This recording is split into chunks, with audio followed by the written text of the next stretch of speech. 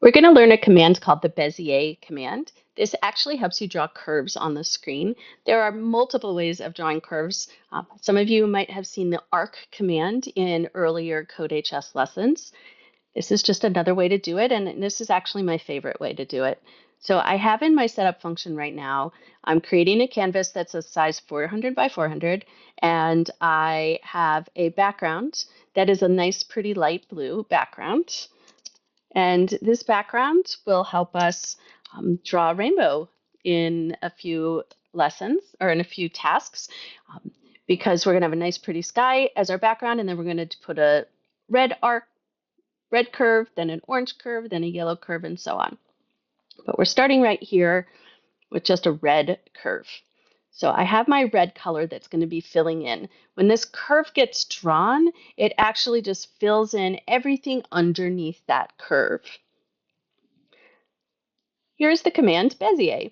Bezier command takes 8 numbers. This can get confusing when you're coding. It's kind of hard to sometimes keep track of what the different numbers are.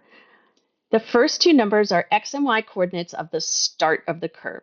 So here I am right here, I'm starting the curve. I can actually uncomment these lines of codes out. I'm drawing a little dot or a little ellipse with a diameter of 15 pixels at 0, 400. So you can see there's my start. I'm going to go to the last 2 numbers. The last 2 numbers are the end of the curve. So over here at 400, 400. So again, if I uncomment that ellipse, it'll show you I've got my end. Normally you don't draw these little points. They're just inside the bezier command.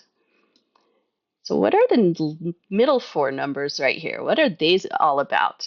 If you notice, I've got this comment that says control points. Imagine if I had a straight line between the first point and this end point. How could I get a curve to show up between those 2 lines? Well, I could put in something called control points that controls, instead of drawing a straight line, it's going to control this curve, how far up it's going, and so on. I'm going to uncomment these little ellipses and show you where those control points actually are in the screen.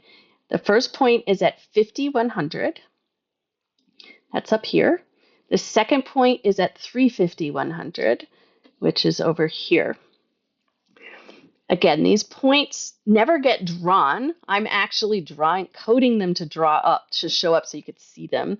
But you have to, when you're trying to figure out how you're curvy to make your curves, you have to think the higher I want my curve, the farther away from the actual first and end point, the starting and end points, my control points have to be. What if I made these control points all the way up at a y coordinate of 0? That would pull up this curve even further. See how much curvier it is? And suppose I wanted to put those points, I want my curve squishier. Say I wanted it down at a y coordinate of 300. That would push the curve down even further. Click run. That would squish the curve. What happens if I wanted, instead of a nice gentle curve, I wanted something that was a little bit more V-shaped? Then I have to play around with the x coordinates instead of the y coordinates. So suppose, actually, I'm going to put these back to 100, the y coordinates, because that's where I really want them to be. Now I'm going to play around with the x coordinates. If I move the x coordinate in towards the center more, let's move it to 150, and I move the right x value over to the left more, to 250. So over here in the command, I'm doing 150, 250. You can see those control points have smooshed in, and that means that the curve is just pointier.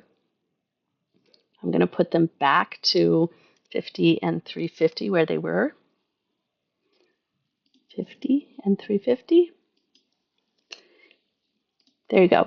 So on the next task, I want you to actually play around with this. See if you can get the curve to, go in weird places. Maybe you don't even want a perfect curve. Maybe you want like something that goes down and then up again. See if you can do a weird squiggle.